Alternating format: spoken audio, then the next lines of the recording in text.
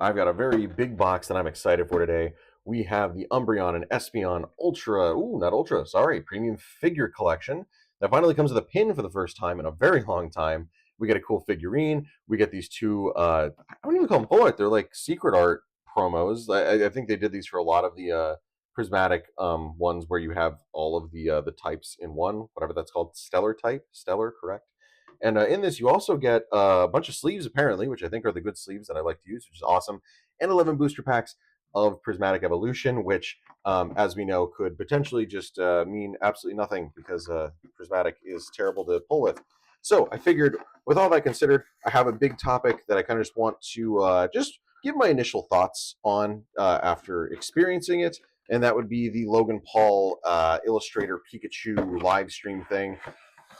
I figured I need a little bit of time just to give my thoughts. I watched half of it. I'll kind of get into that more once we get past the product itself and just into the booster packs. Because again, I'm not expecting to pull anything of any real crazy value. But yeah, I got this box I think a little bit ago from Best Buy. I just happened to go in on a day they restocked this stuff. This box retails for $70, which is already great. I think I had a gift card that got me $30 off, so I spent $40 for 11 packs.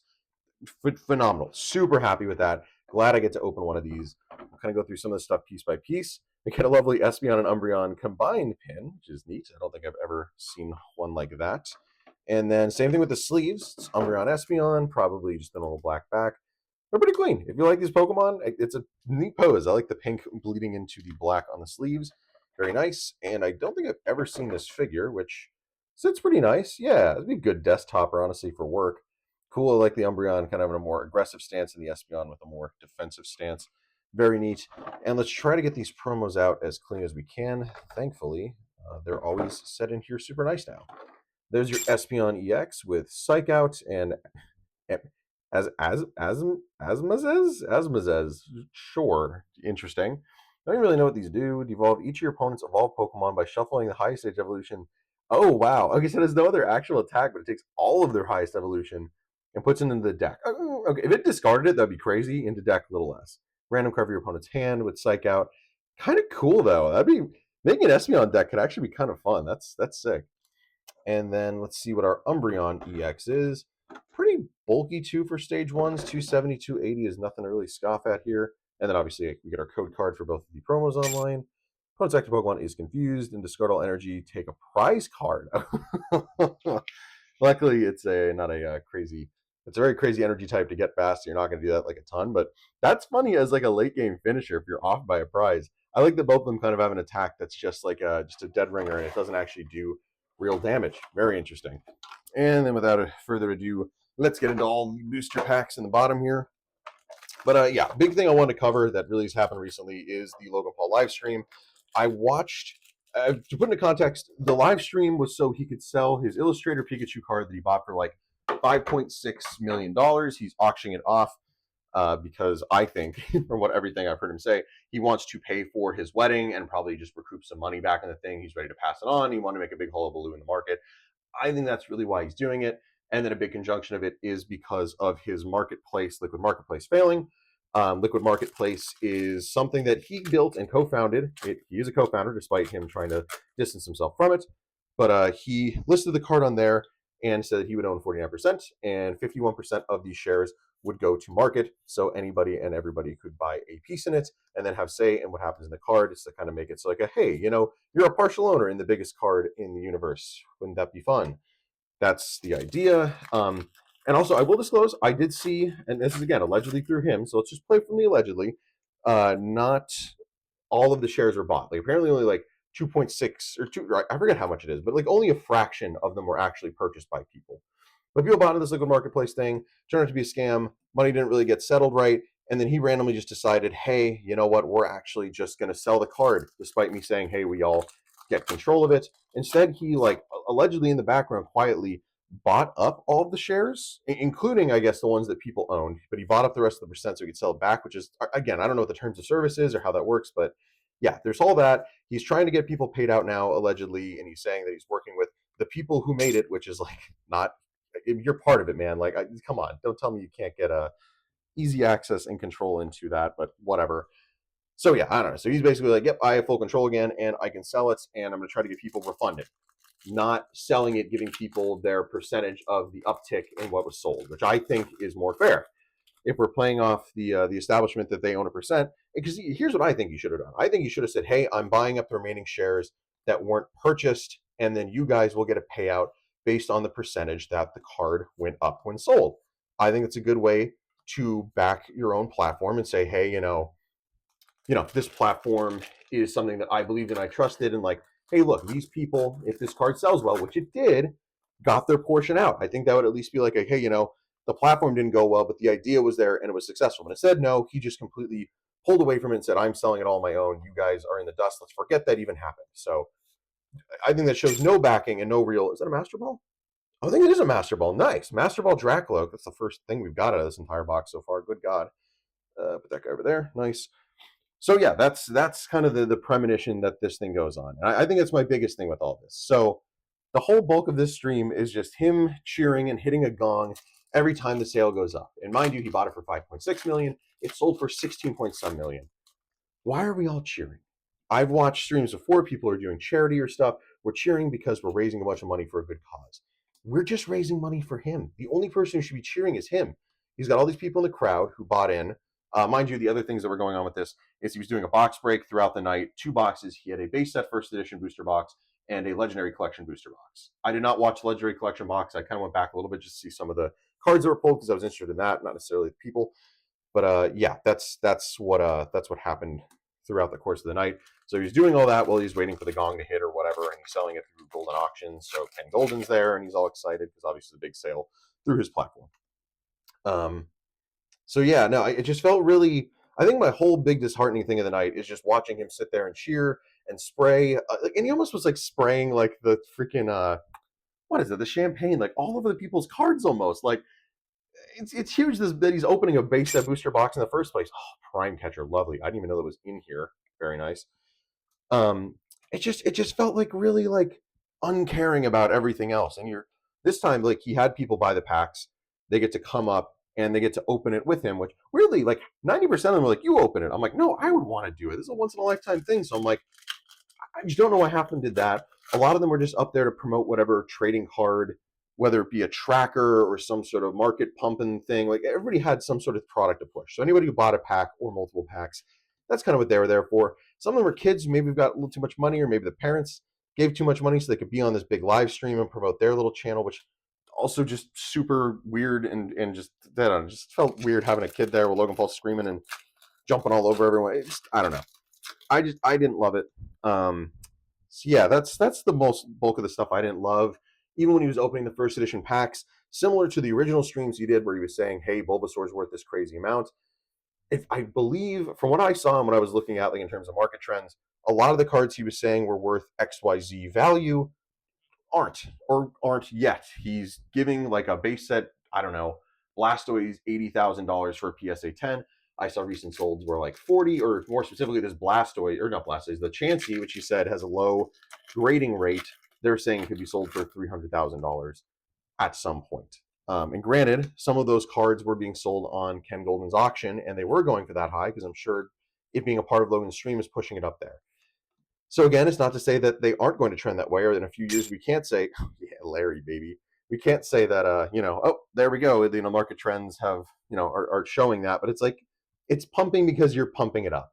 Him to say, "Oh, what's the price right now?" and throw it up on the screen. Also, he just every card he was like, "That's a 10. That's got to be a 10. That's a 10." Is like annoying because I think it's probably just going to get reinforced by the fact that he has PSA there. I believe doing gradings on all the people's cards who are there, and I think PSA is obviously probably going to be a little bit biased in their grading for him. So when he's saying this and then showing tens coming up later, it's going to be like it's just going to reinforce more of the same nonsense. It gave me a headache. I think the whole experience really just gave me a big headache. And yeah, this is pretty much what you expect out of Prismatic. 4 hits out of an entire big box like that. I'm glad to have the promos and stuff, but yeah, that's good video to do this over because otherwise it'd be pretty. That's Prismatic. Don't open Prismatic for anything over MSRP, please. I beg of you, buy the singles of the stuff you want. That's it. And that's really it. I feel like a lot of his stuff again is just going to make the market go crazier. It's going to make sealed product and opening things even harder. And even from going to a few card shows this weekend, it seems like a lot of people are selling off their stuff or only just buying singles at this point because I agree, it's impossible with how much everybody's hyping this stuff that, and again, I've gone to a few like Walmart openings at 6 a.m. just to test the waters. I'll do a separate video where I talk about my experiences with that. But yeah, it's just it really makes it so small few get access to this stuff, and they're going to sell it for double the price, and that's just what it is now. Yeah, I just didn't really like the whole idea of the stream, and I didn't like, I think at its core, the fact that it sold for 16 million, and we're over here like this is a big thing for the hobby, and like obviously yes, it shows that like there's strength behind this hobby, there's people behind this hobby that care about it, but at the end of the day, it's just someone selling this card for a stupid amount that's only really giving him any gain. I think that the people who bought shares in, he should have showed as a good sign of faith, give them their percentage cut overage. For the people who believed in his project, whether it went well or not, say, hey, I appreciate you guys for sticking it through. I'm going to pay you guys out. Because let's say, I think only about like probably 20% of the shares got bought up by the actual market. If that's the case, I'm just spitting a number. Let's say it's 20%. You still get 80% of the profit, buddy, and then they could have their little bit. Is that not fair? Give them their percentage of the chunk that you made. I think that's perfectly fair. Find some sort of way to do that. Instead of having to go through and say, oh, we're going to deal with Liquid Marketplace, they're going to try to get your money back. That probably doesn't exist. You just got all the money. Pay them out, pay them back. It's your company.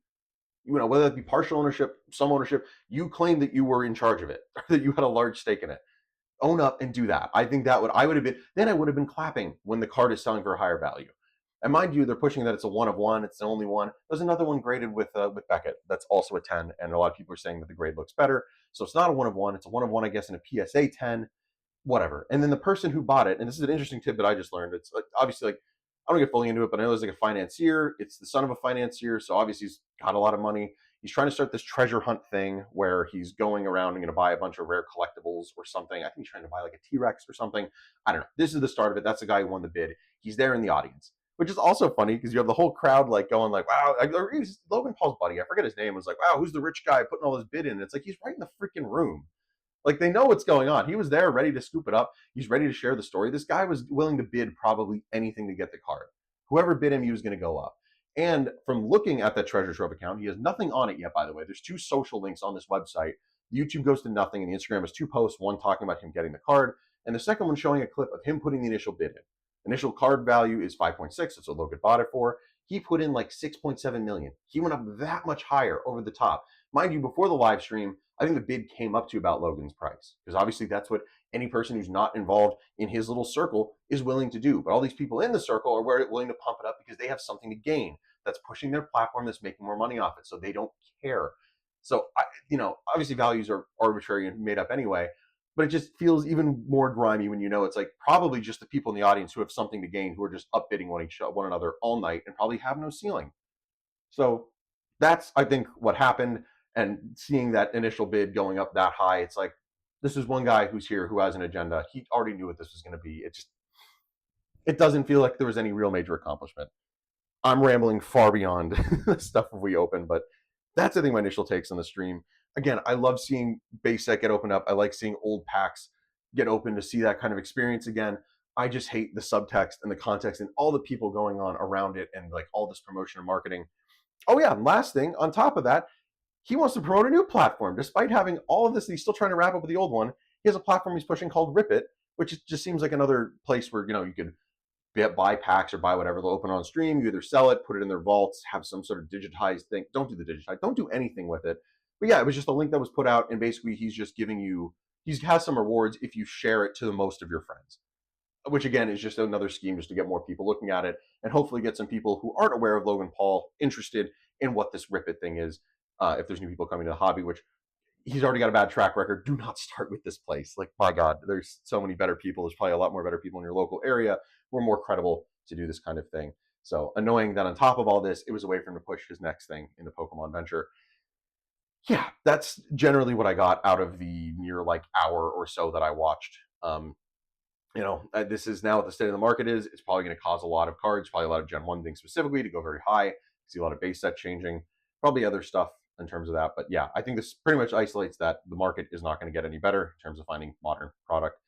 So I'd say go out and buy singles. That's still your best bet right now. Don't waste your time if you have other more important life things going on. Cards are not more important than your personal life, friends, family, work. Do that first. Don't worry about all the hype. Hopefully, if you stop buying, it'll stop happening for sealed, but probably not.